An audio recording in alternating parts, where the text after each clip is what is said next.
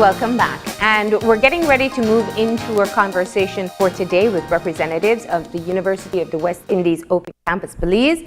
And we have with us on set Dr. Longworth, soon to be inducted Pro Vice Chancellor and Principal of the Open Campus of the University of the West Indies, and Ms. Jane Bennet, Head of the University of the West Indies Open Campus Belize. Good morning, ladies, and thank you for being here. Good morning. Good morning. Always good to be here with you, Marlene. And we appreciate you taking the time to come in and update us on, first of all, on your upcoming induction and on other activities that will be taking place at UWI. So congratulations. Thank you. Thank you. It's wonderful to be here, and it's wonderful to have this induction in Belize. Now, did you have a choice in that? Yes. Okay. Wow. And you said it must be in Belize. Yes, we have, as you know, the Open Campus serves 17 countries in the English-speaking Caribbean. So it could have been in any of the 17 countries. But of course, I chose Belize because Belize is a very, very special place to me. And it also is the place where I started in the Open Campus, you know, 14 years ago, and it was in Belize that I found my passion.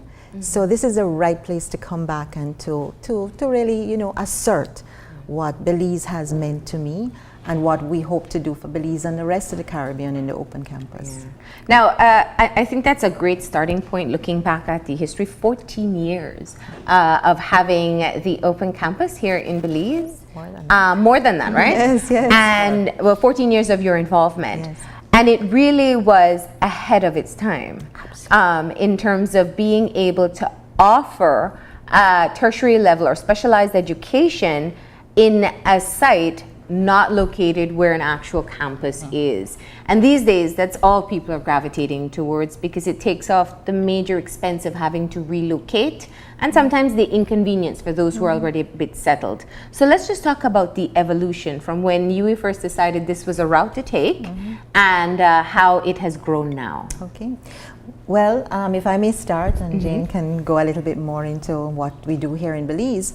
The University of the West Indies has really always been ahead of its time because the extramural department, which a lot of older Belizeans would remember, was on top of the old Bliss, started, you know, here in 1948.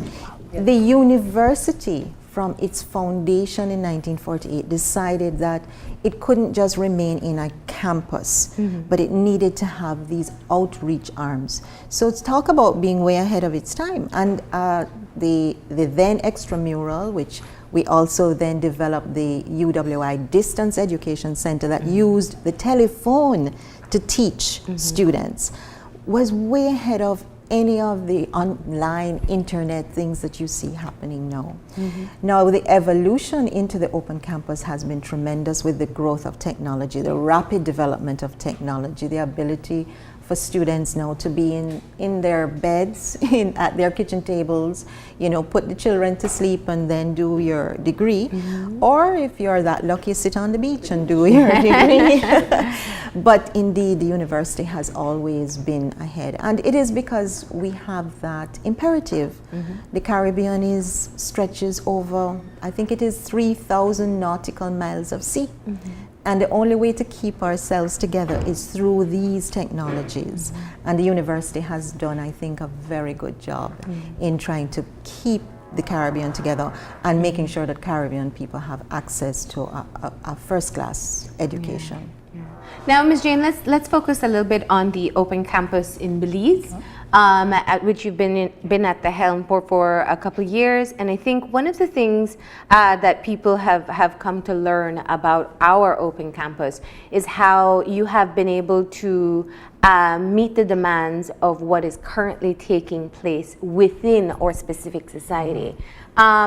Keeping up with the trends and keeping up with where the demands are, how important is it, and is it a challenging situation to source people to meet those needs? But let me continue the trend of the evolution of the Open Campus. So after the extramural and the UWI DEC, as we call it, the distance education, center, we had the School of Continuing Studies. So when I came on board, not a few years ago, Marlene, it feels like it's sometimes, but it's actually over 10 years. Wow. Yeah. And so I started actually teaching under the School of Continuing Studies, and someone who will remain nameless pulled me in to sit at the helm, and it has been quite a journey. Yeah. Challenging, but very inspiring, enlightening. I have found my niche as well. Yeah. And so the School of Continuing Studies then evolved into the Open Campus in 2008. And so we brought with it the outreach that Dr. Longworth described, as well as your insightful comment about adding to the suite of programs that existed at that time. And so we keep evolving, meeting the demands of our Belizean population, to retool people, to give additional competencies, and we respond to the needs of the private sector, the public sector, and NGOs, all of our sectors, as a matter of fact. And we take this very seriously. For example, we have signed our second 4-year MOU with the Belize Chamber of Commerce, and so we keep continuing to support their efforts at retooling the employees in the private sector. Yeah. We also work with the public sector in trying to support their efforts to elevate their officers to the next level and so on. And so we try to stay tuned with, as you rightfully said, Marlene, what's going on in our country, what are the needs here on the ground. And we try to encourage people, you're never too old to go back to school. That's right. When I tell young people in particular, it took me 23 years to go back, and they look at me like, really, Mrs. Bennet? I'm like, yes. And so it's endless. I mean, we are lifelong learners. We learn every day. And the idea is to look at your lives and see, am I as productive as I want to be? Am I doing the thing that makes me happy? Can I do better within my, my own self and within my own community and so on? And then we're there to help. Yeah. So we're only a phone call away, and we're right on Princess Margaret Drive. I love what you said, that we are lifelong learners, and what the Open Campus has done is offered the opportunity for many to be involved in the educational institution from any part of the country as well. Let's just talk about how you've been able to ensure that Belizeans all over the country can have access to education. And again, I'm going to go back to something that you said. Yes, we ensure that the access, and that's one of our strategic points that we make, is everywhere. And how we achieve that is we look at the people who have the expertise that we need to impart or to facilitate the learning, and we send them from the north of this country to the south of this country. So if somebody in Orange Walk has a need, we look at what that need is, what we have on board, or what we can develop to meet that need. We find a facilitator that can deliver. They have to be screened within our quality assurance, and off they go. It's as simple as that.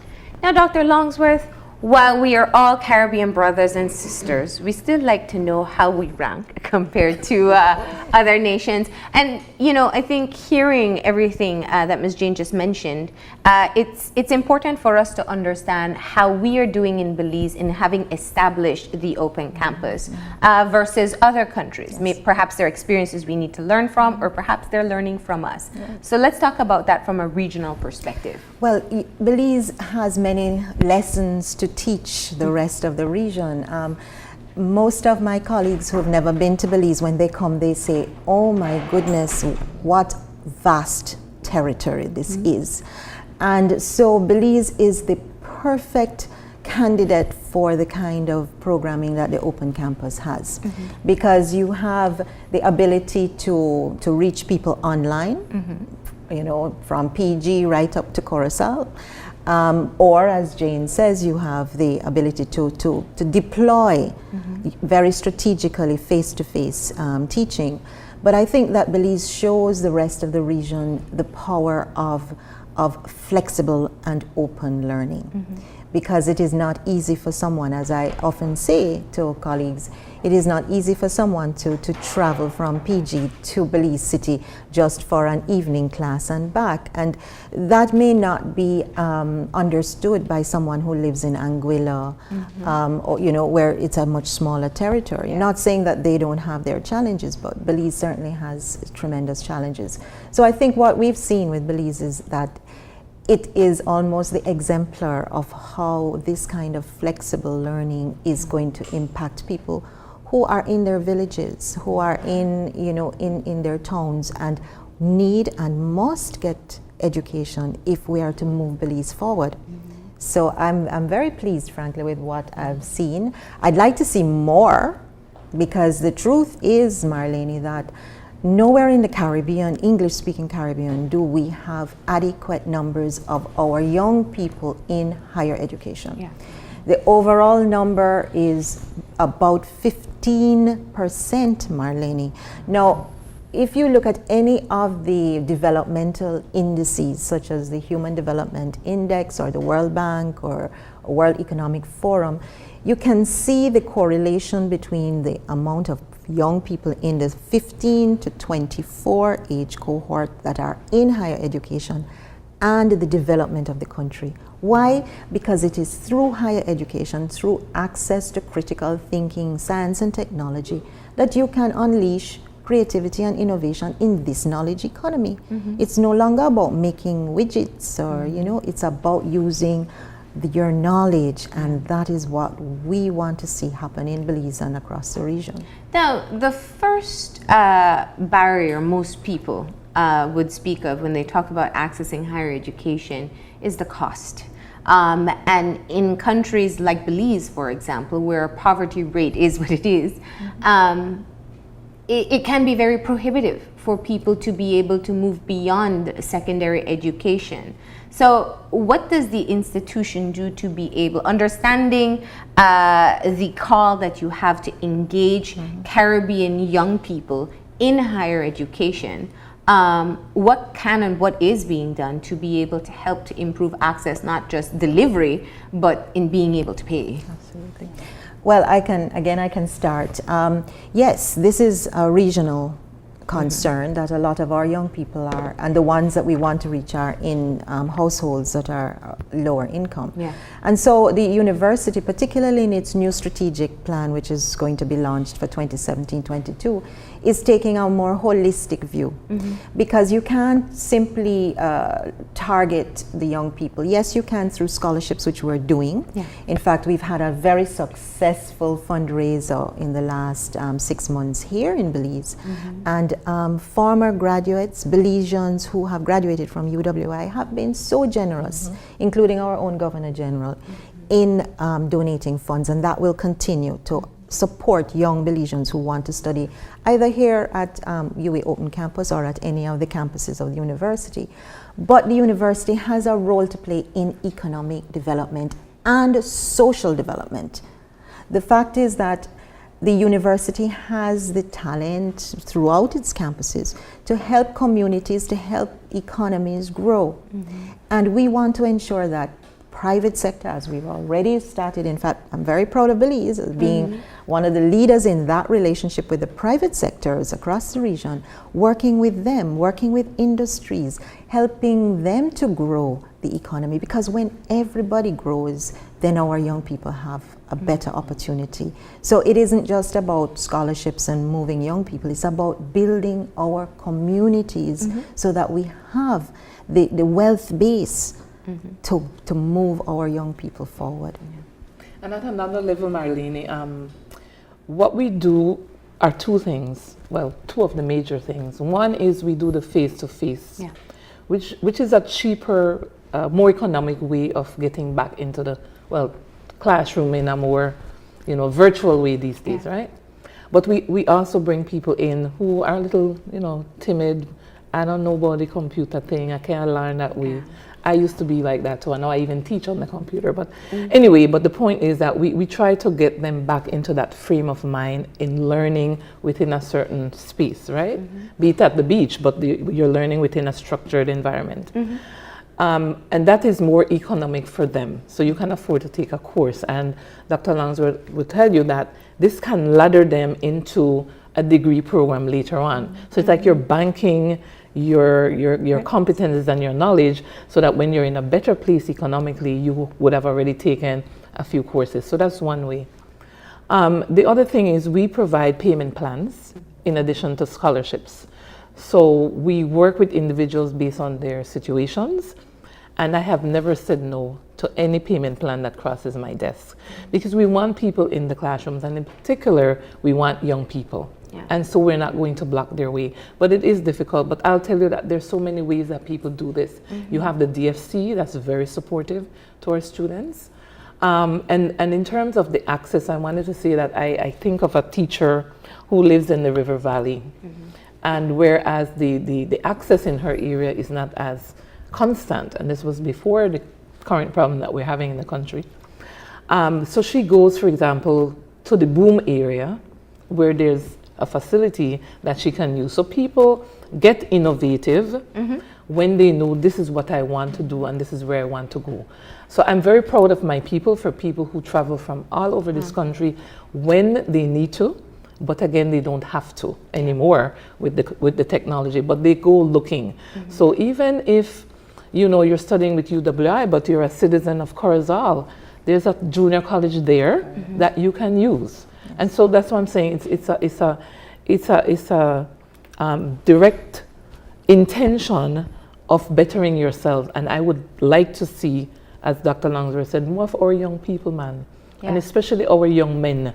I am so joyful when I see them at UA, and I make it a point to ask, are you here studying with us? In other words, I don't want you to be dropping off a paper. And yes, Miss Bennet, and I would say, great, what are you taking? Oh, I'm doing paralegal. Wonderful. And I said, do me a big favor, bring some more young people here for me, please. Yes. So you have to encourage them, because that's where they really should. And we know the struggle with young men and higher education. And you're right. I think that's obviously an area that has to be focused on. You are officially going to be inducted. You've been acting as Pro Vice Chancellor and Principal since 2015. You will be officially inducted this week, tomorrow. In terms of looking forward, I mean, you can only guess, or we can only imagine where technology will take us. How do you prioritize your vision as to what you want to be able to do with open campuses across the region? Wow. Now you're asking for a sneak preview. Of course I am. but let me speak from the heart, Marlene. I think that my own philosophy about young people having access to higher education for their own fulfillment as well as for the development of our nations is what drives any vision that I may have. But the vision has to be that this region, when you sit and listen to your news, or if I sit and listen to the news in Barbados, where I'm currently based, or if I sit and listen to the news in Jamaica, or in Antigua and Barbuda, it's the same thing that we're hearing. It's the concern about economic development. It's a concern about how are we going to ensure that we don't end up in a downward spiral. And I can't help but say the only way is through education. I mean, I am a living example. I'm sure that, to my left and my right and the gentlemen in the room, that this is also your experience. And so as a people, as governments, as private sector, as NGOs, I think we have to just bite the bullet and say that's what we're doing. That is what most of the developed countries that are now developed have done. They have said, we are investing in our young people. We are investing in education. We are going to ensure that everybody has access. So my vision is, what can I do? What can my team do to ensure that anyone who wants to, and even those who don't want to meet up with a Miss Jane, and she makes sure that they do want to, can do something. Now, it doesn't have to be a full degree, as Jane says. The way learning is going now, I call it bite-sized learning, especially for the young men. Small, shorter courses, more targeted, but that takes them somewhere and take them somewhere else and somewhere else. And we have seen that that is how they build. And so this is what my vision is through all of our 44 sites throughout the countries. We live in our communities. We see these young people, particularly these young men, falling on the wayside. We have to really come to them and say, we have an alternative for you, but we cannot do it alone. It is not just the educational sector that does this. It's not just the teachers. It is the business people who have to give us opportunities for internship.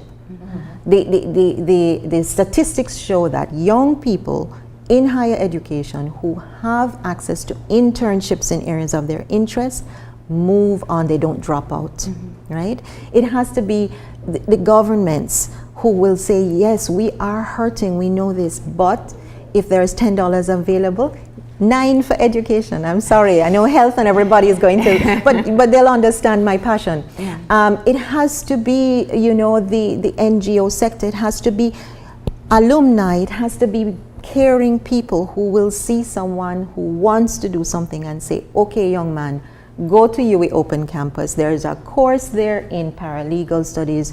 Talk to Miss Jane, she will work out something and I will help you.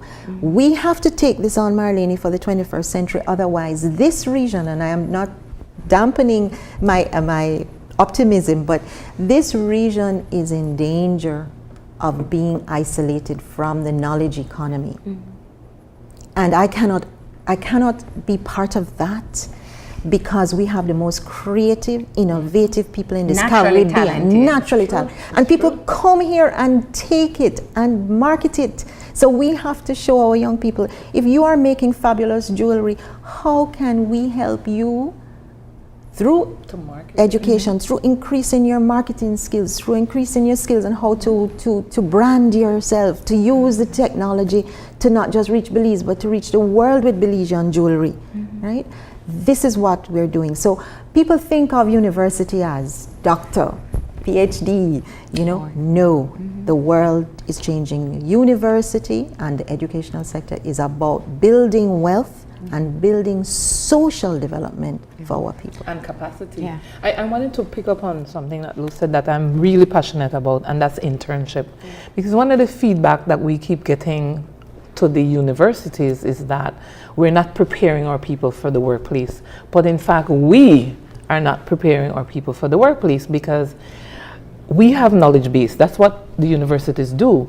But it's the private sector, and I'm not hitting them, but they're the ones that help us to build the wealth out there. They're the forefront. And the other sectors as well. You have to give that room and that opportunity for people who are studying to start putting it to use before they graduate. Because if not, when they graduate, you'll tell them, oh, you have no experience. But somebody has to give them the opportunity to get that experience.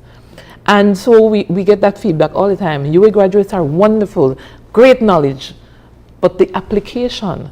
And so you have to start applying that along the way. So I want to say out there, please give them that room. I want to compare it to the apprenticeship program that the Ministry of Education runs. A lot of those people who are given the opportunity to be part of the workforce, they keep them on because they recognize that they have the capacity. All they need is the opportunity. Now, let me ask you to respond to one issue. One of the arguments I think people oftentimes have about seeking higher education is relevance. And you touched on it a bit just now, so I know that we've addressed it. But the issue I'm looking at is exactly what people say when they say young people aren't ready for the workforce. We're looking now at issues like emotional intelligence. We're looking at people who are able to have very good critical thinking skills, adaptability, flexibility. How does a university, who, you're right, is focused more on the education, you're imparting the theoretical knowledge, one assumes, move towards to ensure that students who graduate also have these very important skills, sometimes skills that are more necessary than the theoretical knowledge that they have.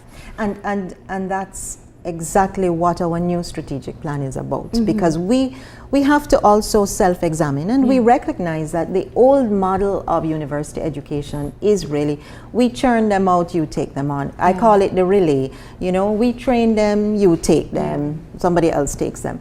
It's no longer that. It has to be, and this is where we are moving, and we are ahead of the curve in Belize. It has to be in partnership with industry, with the public sector, with the private sector, to say, work together. As you say, what are these skills that you want? And we do it in the open campus now, you know, because I must confess that we have the highest rate of employment of graduates in the university, in the open campus. Because what our program managers do is, for the online programs and the continuing education programs, is in developing the programs, we work with the private sector. So let's say we're developing a program in accounts. On the program development committee is someone in the private sector who is in accounts. And they will say to us, no, this is now out of date, you need to do this better. This is the way the university is moving forward. But you speak of softer skills. Yes. And the softer skills, interestingly, the softer skills actually come from things that people don't want to do anymore, like history, like philosophy, like literature. Those are the things that teach you the critical thinking and so on. And I think the society has to recognize that although we are training, we have done what I think a lot of the industry wants. We want to train for skills, so you train accountants, you train economists and so on. And so we have dropped a lot of what I consider to be the liberal arts subjects, which deals with emotional intelligence. I started life doing literature and languages, and I still think that's what makes me understand people, you know? So I feel that we really have to somehow find a way of getting our young people not to just do the accounts and the economics, but to understand that a little bit of literature, a little bit of philosophy, a little bit of history in particular, helps to understand why you are here and why we are the way we are. So it's not about sitting them in a classroom and saying, this is how you are emotionally intelligent. No, or this is how you build it. Yeah, but it is about building those skills. And the truth is that we can do it together. I think that is my message. My message is we cannot have a society that's not joined up. We talk about joined up government oftentimes. We need a society that is joined up. So when I said we are no longer a relay, my image is, you know, I like to watch the Olympics. So yes, I like to see Usain Bolt run these fast relays. But I really like synchronized swimming. And I think of our society now as moving more towards that kind of image. Because the private sector, the educational sector, the government, we all kind of have to hold on to each other. If you've watched synchronized swimming, they cannot stay up unless everybody is holding on and moving and swimming in the same rhythm. There can be no dissonance. And I think for the next 5 years, this is the vision that we are pursuing, and this is what I'd like to see our open campus, particularly since we're so rooted in our communities, help to unleash the fact that this is a community job. It is not the government's job, it's not the university's job, it's not the private sector, it's all our job to make sure that our young people have a future that we can leave them for prosperity. Now, one of the particular groups that benefit the most from an open campus are young women, young mothers specifically. And I want to tie it in. We are celebrating Women's Month at this time. You are the third female leader of the open campus. And I think looking at, one, the involvement of women in education, those who are seeking higher education. In Belize specifically, we know it doesn't translate to a higher employment rate for women. And then being able to have women at the helm, like yourselves, and how you use your own personal experience to help to motivate women to move beyond getting the degree and taking it to another level. Are there barriers perhaps that you've identified that you'd like to work along with the private sector to be able to perhaps be able to break down those barriers?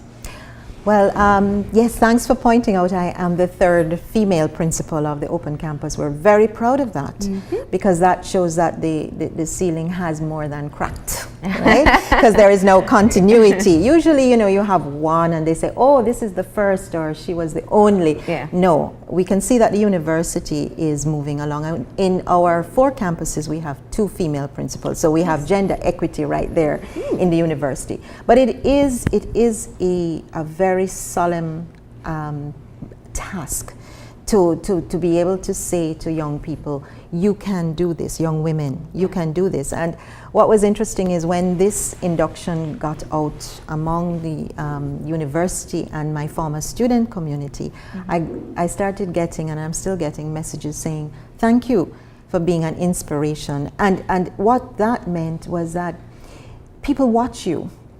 And for women in leadership, it's very important because you don't understand just how much what you do impacts others. And I take that very humbly and a little bit afraid because it means that you really have to be sure that what you do enlightens, uplifts other young women. But there are still barriers, yes, even at the university. There are people who have different views on female leadership. I remember somebody accusing the Open Campus of being hyper feminine because we have so many women in leadership in the Open Campus. Our deputy principal is a woman. Our chief financial officer is a woman. We have men as well, but it is. You don't hear people talk about hypermasculinity, so it is obvious that there are still barriers in people's mentality, and it affects us at all levels. Now, you spoke to young women who have a hard time getting employment. There are views in our private sectors about, for instance, a young woman. Oh, she's going to go and get pregnant and she won't be able to do the job, or she's going to need time off to look after her child and so on. I think those things are gradually changing, particularly with the technology and the opening up of the world, that, paternity leave is the norm in many societies, that the men can stay home and look after the baby for a while, 3 months for the mom, 3 months for the dad. Those are some of the things that are happening, but I feel strongly that women still suffer from that perception that they are not able to take up tough leadership. But I want to loop it back to what you said about the key skills for the 21st century of emotional intelligence in particular. Emotional intelligence, empathy, consensus building. In this economy, those are the skills. And that is why we're seeing more and more women moving into senior positions. I don't know if you've read the recent article that said that Jamaica, I think, and Barbados are in the top 10 countries where your boss is likely to be a woman. Really? Yes. Because, and this I think is the credit of the University of the West Indies. I know people say we need the gender balance, but that is to no discredit of the women who have been there. Yes, we have a balance of about 68 to 32%, 68% women, 32% men.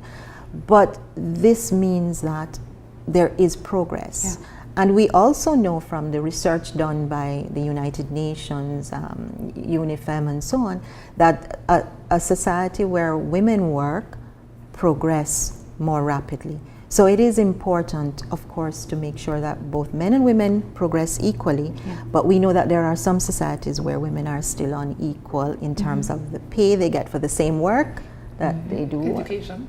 The access to education in some, and the level of employment that they get, because we still have inequities. And these are some of the things that the university has to shine a light on in our research. So we need to do some research in Belize, Miss Jane, to see what is happening and how we can help in terms of the progress of women and the progress of men. So and we also have to be careful about that progress, because what I have noted is that in the university, although we only have 32% men, those men, when they come into the university, don't drop out. The dropout rate among the young single mothers is higher, right? And that is clear. They need more support. Yeah. So, even though we only have 32%, they stay there. Yeah. Yeah, they stay there and they do quite well. And they also choose the subjects that are now in vogue, the engineering, the technology, and so on. So we have to look at that as well for our young women in terms of their progress. Yeah. But I think one of the things, Marlene, I want to say is that in terms of growing our economy, it's very clear that we need more entrepreneurs. And that's one area where the university and the private sector partners, and we can do much more about that. Yeah. In looking at how the education or the skills can be used to hit the economy where it needs to go.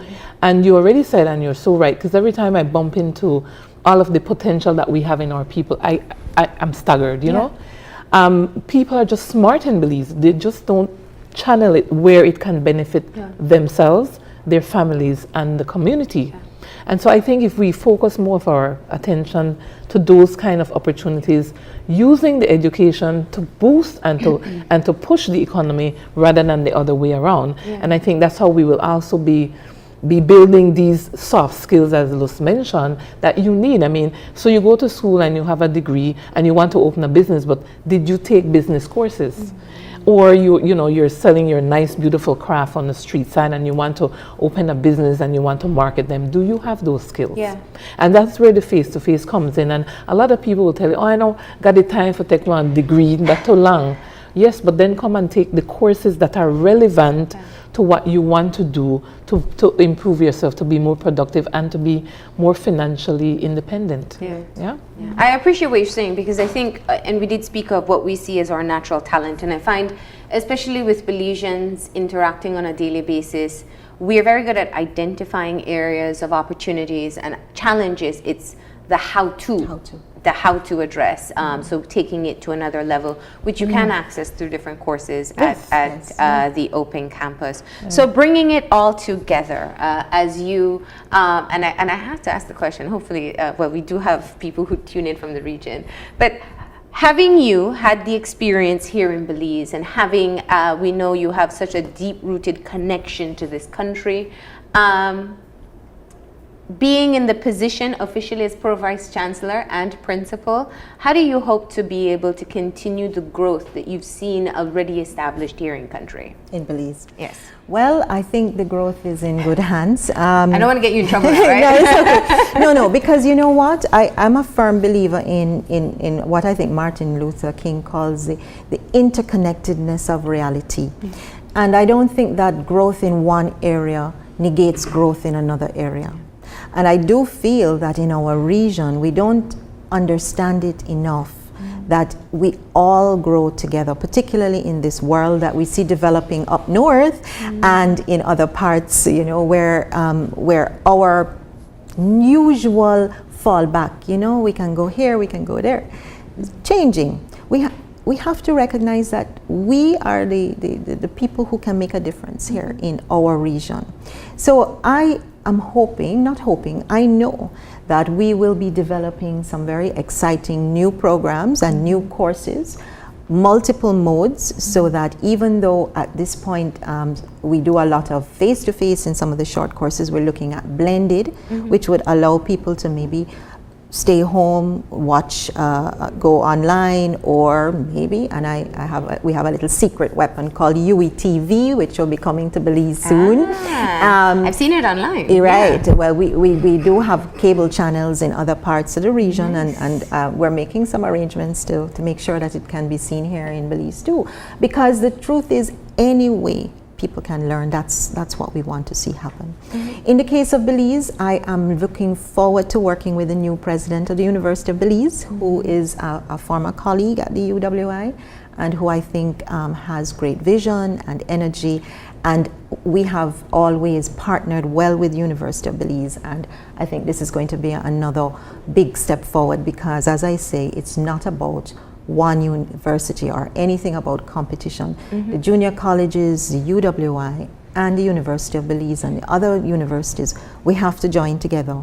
Make sure that we don't duplicate each other, because we can't afford to waste those resources, and see how we can move that needle. Currently, Belize has 13% of its age population in higher education. We want to see that move by 2030 to closer to 50%. That's what I'd like to see. I'd like to be able to retire and say, wow, look at what we've done in Belize. And I want to see our young people's innovation and their entrepreneurship unleashed, and that we can support them in that way. So that's what we want to see in Belize and what we want to see. So I'll do the politically correct thing in the entire region, but I know that, you see, if you have a vibrant Belize, then you can have vibrant countries around and you support. If you have a vibrant Jamaica, vibrant Barbados, then you create a market. And with CSME, we can contribute in other parts of the region as well. Instead of being fearful of having others come in to Belize, we can go out. Exactly. And Ms. Jane, of course, there are other activities that will take place other than the induction. Tell us a bit about that. I know the principal will be able to say a bit more, but we're also very honored and happy that the UWI Open Campus Council decided to meet in Belize as well. I mean, it made very good sense. Everybody's here for the induction, and why not? And people have been dying to come to Belize. So here's the opportunity for them to do that. So on Friday, the council meets at the Radisson for their annual meeting, and we're very happy to host them. So that's happening as well. And this is really quite, I think, for me, it's an honor that the Chancellor agreed, even though I chose. An induction is a university-wide event. It's not an open campus event. And the Chancellor, who loves Belize, and the Vice Chancellor as well, thought it was very fitting. So the council, which meets on Friday, is where we report as a campus to the university about our stewardship of the year, how we have spent the money that the governments have given us, how we have moved forward our strategic plan. So that brings in representatives from governments across the region to hear this and to really interrogate the open campus's performance. So I'm very nervous about both activities, but I'm home, so I guess that helps. And you have all the support of the Belizeans here as well. Now, my final question really has to do with having taken up officially the leadership. If you were to have one particular target met when you leave this post, whenever you decide to do so, what would you want that to be? I think I've said it before. When I leave the post, which you have a 5-year contract, so maybe that is being too optimistic, but I would certainly like to see every country that we serve in the University of the West Indies show a significant increase in young people accessing higher education. We are really, Marlene, we are at the bottom in the region, and it's not a nice place to be. And we don't like to be at the bottom in the Caribbean. So I want to see those numbers move up and move up rapidly. And that's what we are going to put our hearts and our shoulders to the wheel and turn up our sleeves out there in the communities, so that at the end of my term of office, that needle has to move. I want to see Belize's needle go woo, and I know it can be. All right? And Marlene, please allow me, on behalf of the people of Belize, I want to congratulate my leader. She is a charismatic, empathetic, and I could go on for the rest of your show and beyond. But we're so proud, we're honored, we're happy that she chose Belize for her induction ceremony, and we're looking forward to tomorrow night when we honor her. I had no choice. Belize chose me. And so I had to come home for this. Well, we appreciate it, and being able to share in this very important moment. Of course, this is the beginning. You started a bit, but officially the beginning of that journey, and we will keep on following. And of course, when you're back in country, we'd love to have you back again. Ms. Jane, I think this conversation has definitely allowed for people maybe to open their eyes a bit to why they should seek out a higher education, moving ourselves beyond that 13%. How do people get in touch to find out more about programs? And is there a right time that you should come in to apply for courses, or can you be able to access them at any point in the year? Thank you, Marlene, for that opportunity to repeat what I always say.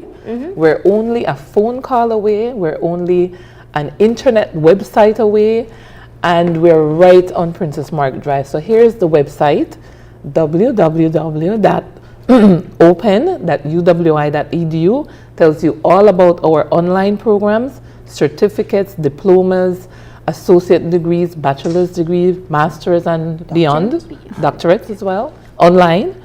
And also on the ground, face-to-face for people who are more comfortable, who just want to do a course at a time. Call the site 223-0484 and come in anytime, 8 to 5. And online, it's midnight, 24 hours, 7 days a week. And if you don't know where the money is coming from yet, still go. Still go, and you we will can help you to find it. the directions. Yes. No guarantees, but we will direct you. I didn't say give you the money. Don't worry. I didn't say that part. I said But you'll help we'll help find you the to right find sources, Yeah. and most times people are very successful, even if it's a loan from the DFC, because they're very supportive to our students as well.